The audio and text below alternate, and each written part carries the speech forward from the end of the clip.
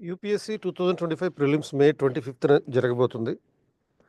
So, ఈ 4 రోజుల్లో ఒకరోజు రివిజన్ ఇండియన్ పాలిటీకి మీరు ఫోకస్ చేయాల్సుంటుంది. అంటే రివిజన్ ఇది. ఒక టాప్ 10 టిప్స్ చూడండి. సో, ఫస్ట్ ప్రతి ఈ 4 రోజుల్లో మీరు ఒకరోజు పాలిటీకి పెట్టుకున్నప్పుడు, ఆ ఒక రోజులో హాఫ్ డే మాత్రమే చాలు. మిగతా హాఫ్ డే ఇంకొక సబ్జెక్ట్ ఏదైనా పాలిటీయో అంటే ఎకానమీయో, ఎస్ఎన్టీయో ఏదో ఒకటి పెట్టుకోవచ్చు. సో, ఫస్ట్ పాయింట్ ఏంటంటే మీరు కంపల్సరీగా చూడాల్సినటువంటిది preamble. So, it is not justiciable but part of the constitution అనే విషయం తెలుసు. కేశవానంద భారతి కేసులో చెప్పినటువంటి అంశం. ప్రియాంబుల్‌లో ఉన్నటువంటి అంశాలు చూడండి. అలాగే ఈ కేశవానంద భారతి కేసుకి సంబంధించినటువంటి బేసిక్ స్ట్రక్చర్ అనే డాక్ట్రిన్ చూడండి. తర్వాత ఈ బేసిక్ కాన్సెప్ట్స్‌లోనే మనకి సెలియంట్ ఫీచర్స్‌లో సెపరేషన్ ఆఫ్ పవర్స్ అనే కాన్సెప్ట్ వస్తది. అది కూడా చదవండి. ఇవి ఎందుకు చెప్తున్నానంటే, ఈ అంశాలు ఎందుకు చెప్తున్నానంటే కంపల్సరీగా ప్రియాంబుల్ నుంచి గానీ, తర్వాత బేసిక్ స్ట్రక్చర్ నుంచి గానీ, కేశవానంద భారతి కేసు ఆధారంగా గానీ, లేకపోతే మన salient features of Indian constitution నుంచి కానీ కంపల్సరీగా ఒక క్వెషన్ అయితే వస్తుంది. సో, సపోజ్ 2019లో బేసిక్ స్ట్రక్చర్ మీద క్వెషన్ అడిగారు. 2020లో ప్రియాంబుల్ మీద క్వెషన్ అడగడం జరిగింది. కాబట్టి వీటి నుంచి ఒక క్వెషన్ గ్యారంటీగా ఉంటుంది గనుక ఒకసారి బ్రషప్ చేసుకుంటే మంచిది. రెండోది కంపల్సరీగా అవకాశం అడగడానికి ఉన్నటువంటిది ఫండమెంటల్ రైట్స్. సో, ఈ fundamental rights, right to equality, right to freedom, పర్టిక్యులర్‌గా రైట్ టు ఫ్రీడమ్‌లో ఆర్టికల్ 21 గురించి చదవండి. సో, ఈ ఆర్టికల్ 21లో గ్రేట్ ఇండియన్ బస్టర్డ్ అనేటటువంటి పక్షి గురించి చదవండి. ఎందుకనంటే జీవించే హక్కు కేవలం రైట్ టు లైఫ్ అనేది ఓన్లీ మనుషులకే కాదు, మనతో ఉన్నటువంటి జీవజాలానికి కూడా ఉంటుంది, పక్షులకి కూడా ఉంటుంది. మన డెవలప్‌మెంట్ అనేది ఆ జంతువుల్ని, పక్షుల్ని చంపేసేదే విధంగా ఉండకూడదు అనేటటువంటి ఒక తీర్పునిస్తూ సుప్రీంకోర్టు జడ్జిమెంట్ ఇచ్చిందనమాట. అంటే right to pollution free life is also a part of this judgement. కాబట్టి ఆ జడ్జిమెంట్ నేపథ్యంలో ఆర్టికల్ 21 స్కోప్ గురించి తెలుసుకోవాలి. అంతేకాకుండా స్పెసిఫిక్‌గా ఇది ఎందుకు ఫండమెంటల్ రైట్స్ మీద క్వెషన్ అంటే, దీని ట్రెండ్ గనుక మనం అబ్జర్వ్ చేస్తే ఎవ్రీ ఇయర్ తప్పనిసరిగా ఒక క్వెషన్ ఫండమెంటల్ రైట్స్‌లో ఉంటుంది. గ్యారంటీగా ఉంటుంది. ఉదాహరణకి 2021లో ఈ ఆర్టికల్ 20కి సంబంధించినటువంటి క్వెషన్ ఇచ్చారు. ప్రొటెక్షన్ ఫ్రమ్ కన్విక్షన్ అనేది. 2023లో right available to the citizens and foreigners. So, ఇది ఏ హక్కులు విదేశీయులకు వర్తిస్తాయి, ఏ హక్కులు కేవలం భారత పౌరులకు మాత్రమే ఉంటాయి. ఇప్పుడు ఆర్టికల్ 14, తర్వాత 16 అండ్ 19 ఓన్లీ సిటిజన్స్ ఆఫ్ ఇండియాకి మాత్రమే ఉంటాయి. సో, ఈ పాయింట్ మీద కూడా క్వెషన్ అడగొచ్చు.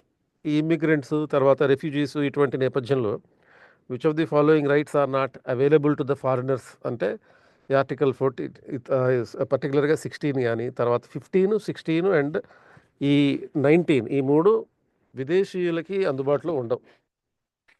కేవలం భారత పౌరులకి మాత్రమే ఉంటాయి. 15, 16, 19 అనేటటువంటివి. సో, ఈ నేపథ్యంలో ఒక announcement, there will be a free strategy session from 8 AM to 9:30 AM 11th June నుంచి 15th జూన్ వరకు ప్రతిరోజు పిఎస్ఐఆర్ మీద ఈ స్ట్రాటజీ సెషన్ ఉంటుంది. మార్నింగ్ 8 నుంచి 9:30 వరకు. 11th రోజున పేపర్ 1 సెక్షన్ ఏ, 12th రోజున paper 1 section B, 13th paper 2 section A, 14th paper 2 section B, 15th రోజున ఓవరాల్‌గా కాంప్రహెన్సివ్ స్ట్రాటజీ సెషన్ ఉంటుంది. ఆన్సర్స్ ఎలా రాయాలి, ప్రిపరేషన్ ఎలా చేసుకోవాలి, నోట్స్ ఎలా తయారు చేసుకోవాలి, నోట్స్‌లో మెమరీ టెక్నిక్స్ ఎలా బిల్డ్ చేసుకోవాలి, ఇటువంటి అంశాలన్నిటి మీద అనమాట. సో, ఇంట్రెస్ట్ ఉన్నవాళ్ళు డిస్క్రిప్షన్‌లో లింక్ ఉంది. క్లిక్ చేసి రిజిస్టర్ చేసుకోవచ్చు. ఇక థర్డ్ పాయింట్ ఏంటంటే డైరెక్టివ్ ప్రిన్సిపల్స్ చదవాలి. నాన్ జస్టిసబుల్ రైట్స్ అంటాం. ఐరిష్ కాన్స్టిట్యూషన్ నుంచి గ్రహించడం జరిగింది. దీని ట్రెండ్‌ని గనుక మనం అబ్జర్వ్ చేస్తే ఫ్రీక్వెంట్‌గా దీని మీద క్వెషన్స్ వస్తున్నాయి. మ్యాచింగ్ టైప్ క్వెషన్స్ ఎక్కువగా అడగబడుతున్నాయి. ఇప్పుడు ఉదాహరణకి 2016లో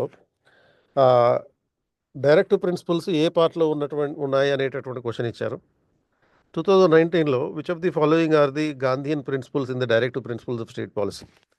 అంటే డైరెక్టివ్ ప్రిన్సిపల్స్‌ని మనం సోషలిస్ట్ ప్రిన్సిపల్స్ అని, గాంధీయన్ ప్రిన్సిపల్ అని, తర్వాత లిబరల్ ప్రిన్సిపల్స్ అని డివైడ్ చేస్తుంటాం. ఎంపీ శర్మ అనే ఒక రచయిత చేసినటువంటి డివిజన్ అనమాట, క్లాసిఫికేషన్ అది. కాబట్టి ఆ నేపథ్యంలో డైరెక్టివ్ ప్రిన్సిపల్స్ మీద క్వెషన్ అడగొచ్చు. ఫోర్త్ పాయింట్ ఏంటంటే మనకి అమెండ్మెంట్స్ మీద. ఈ అమెండ్మెంట్స్ విషయంలో 42nd అమెండ్మెంటు, 44th అమెండ్మెంటు, ఆ తర్వాత 73, 74th అమెండ్మెంటు అండ్ అలాగే మోస్ట్ రీసెంట్‌గా జరిగినటువంటి 106th అమెండ్మెంట్. ఈ వీటన్నిటి గురించి తెలుసుకోవాల్సినటువంటి అవసరం ఉంది. ట్రెండ్‌ని గనక మనం అబ్జర్వ్ చేస్తే ఇలా అమెండ్మెంట్స్ మీద క్వెషన్స్ అడగడం అనేది చాలా కామన్.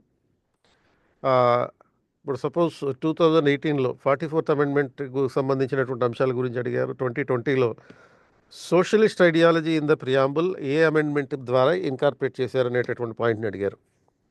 సో, ఎవ్రీ ఇయర్ కంపల్సరీగా అట్‌లీస్ట్ 1 క్వెషన్ ఎక్స్‌పెక్ట్ చేయొచ్చు అమెండ్మెంట్స్ మీద. 106th అమెండ్మెంట్ కూడా ఒకసారి చూసుకోండి. ఏదైతే మన మహిళలకి చట్టసభల్లో రిజర్వేషన్ ఇచ్చినటువంటి ప్రపోజన్.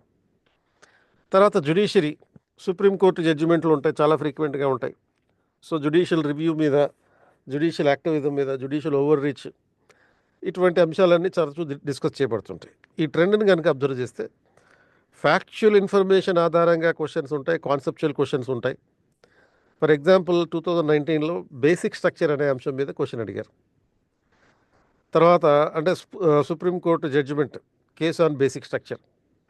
తర్వాత 2021లో జ్యుడిషియల్ రివ్యూ ఏ ఆర్టికల్ ఆధారంగా అంటే ఆర్టికల్ 13, 32, 131 ఇటువంటి అంశాలన్నీ. ఇప్పుడు మనం గెస్ చేయడానికి అవకాశం ఉన్నటువంటి క్వెషన్ ఏంటి అంటే ఆర్టికల్ 142 మీద క్వెషన్ అడగొచ్చు. Which is very much in the news in the recent times. ఈ మధ్య కాలంలో చాలా విస్తృతంగా న్యూస్‌లో ఉన్నటువంటిది ఈ ఆర్టికల్ 142. అంటే కంప్లీట్ జస్టిస్, సంపూర్ణ న్యాయం చేయడం అనేటటువంటి ఉద్దేశంతో సుప్రీంకోర్టు అనేక రకాల జ్యుడిషియల్ యాక్టివిజంకి, ఓవర్ రీచ్‌కి పాల్పడుతున్నటువంటి నేపథ్యం. 6th అసలు క్వెషన్ పేపరే ఉండదు దీని మీద క్వెషన్ ఇవ్వకపోతే. అంటే పార్లమెంటరీ ఫార్మ్ ఆఫ్ గవర్నమెంట్ ఈ అంశం మీద. సో, లోక్సభ నిర్మాణం, రాజ్యసభ నిర్మాణం ఆర్టికల్ 80, 81 గురించి చూడాలి. తర్వాత మనీ బిల్‌కి సంబంధించినటువంటి అంశాలు చూడాలి. అదర్వైజ్ ఇప్పుడు ఎక్స్‌పెక్టేషన్ అవకాశం ఉన్నటువంటి క్వెషన్ ఏంటి అంటే డిప్యూటీ స్పీకర్. ఎందుకంటే ఈ 14th లోక్సభలో 15th లోక్సభలో అసలు డిప్యూటీ స్పీకర్ లేకుండానే 2014 నుంచి ఇప్పుడు దాకా 2025 దాకా కూడా గత 11 సంవత్సరాల్లో డిప్యూటీ స్పీకర్ లేకుండానే మొత్తం కాలం గడిచిపోయింది. కాబట్టి ఆ నేపథ్యంలో డిప్యూటీ స్పీకర్ మీద క్వెషన్ అడిగే అవకాశం ఉంది. సో, ప్రీవియస్ ఇయర్ క్వెషన్ కనుక చూస్తే మనం 2020లో ఆర్డినరీ బిల్‌కి, మనీ బిల్‌కి తేడా అడిగారు. 2022లో speaker role in the money bill. So, ఇప్పుడు సపోజ్ 2025లో మీకు డిప్యూటీ స్పీకర్ పాత్ర గురించి అడిగే అవకాశం ఉంటుంది. సో, ట్రెండ్ గనుక అబ్జర్వ్ చేస్తే హై ఫ్రీక్వెన్సీ క్వెషన్స్ ఉన్నాయి. ప్రొసీజరల్ ఫోకస్ ఎక్కువగా ఉంది. కాబట్టి ప్రివిలేజెస్, పార్లమెంట్‌లో ఒక బిల్ ఎలా ఆమోదించబడుతుంది, బడ్జెట్ ఎలా ఆమోదించబడుతుంది, సో, ఇటువంటి ప్రొసీజర్స్ అంతా. తర్వాత ఇంకోటి ఎగ్జిక్యూటివ్ సంబంధించి ప్రెసిడెంట్ ఎమర్జెన్సీ ప్రొవిజన్స్.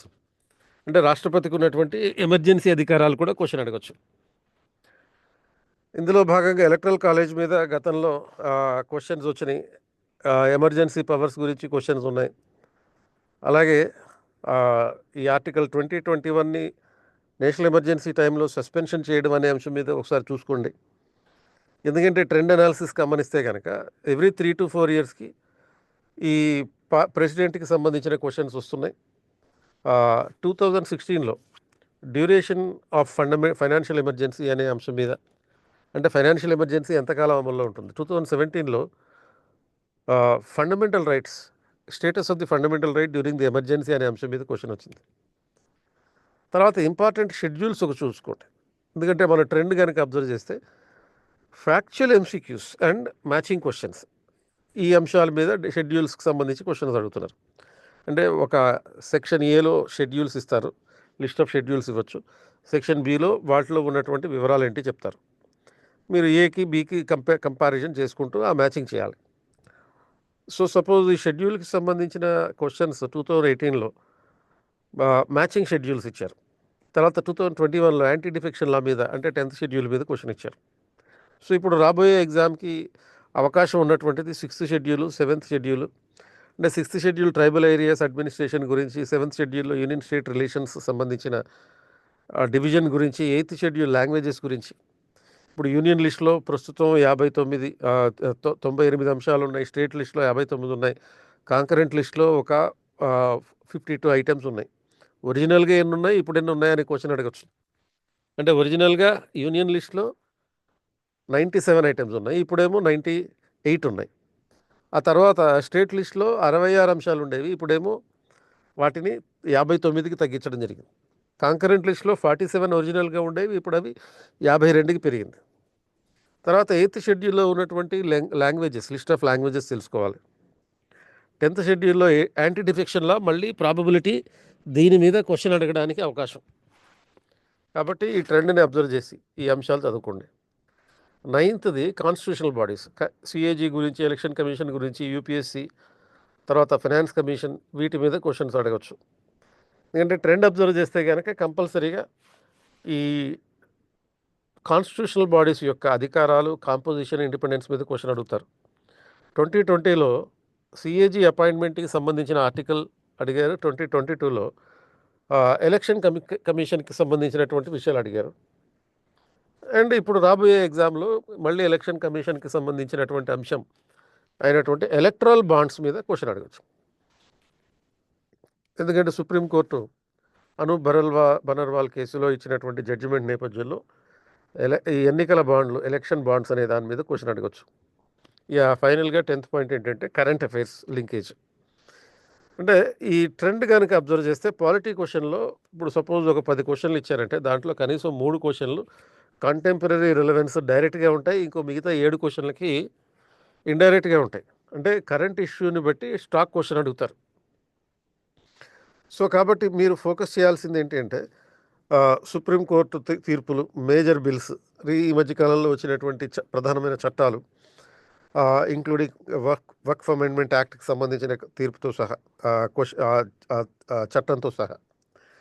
సో, ఇటువంటి ఆస్పెక్ట్స్ మీద ఒకసారి ఫోకస్ చేయాలి. స్ట్రాటజిక్ సమ్మరీ ఇక్కడ కంక్లూజన్ చేసేది ఏంటి అంటే మోస్ట్ హై యీల్డింగ్ ఏరియాస్ ఏంటి? Fundamental rights, parliament, judicial system and amendments. Frequently asked questions but conceptual related. దేని మీద ఉంటాయంటే డిఎస్పి, ఈ directive principles, president, schedules, constitutional bodies. And you should not ignore current affairs with static linkage. Overlap with the mains and interview is also possible. అంటే ఈ ప్రిలిమ్స్లో అడగబడినటువంటి అంశాలని deep understanding చేసుకుంటే మనకి అవి మెయిన్స్లో కూడా రిఫ్లెక్ట్ అయ్యే అవకాశం ఉంది. సో, ఇట్లా మీరు ఒక రోజులో ఒక హాఫ్ డే దీని మీద ఫోకస్ చేస్తే ఈ 10 స్లైడ్స్‌లో చూపించినటువంటి అంశాల ఆధారంగా ఒక రివిజన్ చూసుకుంటే 10 టిప్స్ ఆధారంగా you will be successful in the prelims. So, prelims మీకు ఎగ్జామ్ అయిపోయిన తర్వాత 11th జూన్ నుంచి 15th జూన్ వరకు పేపర్ 1లోని సెక్షన్ ఏ, సెక్షన్ బి ఆధారంగా ఒక 5 స్ట్రాటజీ సెషన్స్ నిర్వహిస్తాం. రాబోయే మెయిన్స్‌కి ఎలా ప్రిపేర్ అవ్వాలి, including a comprehensive strategy session. Those who are interested to attend for the PSIR optional may register by clicking the link in the description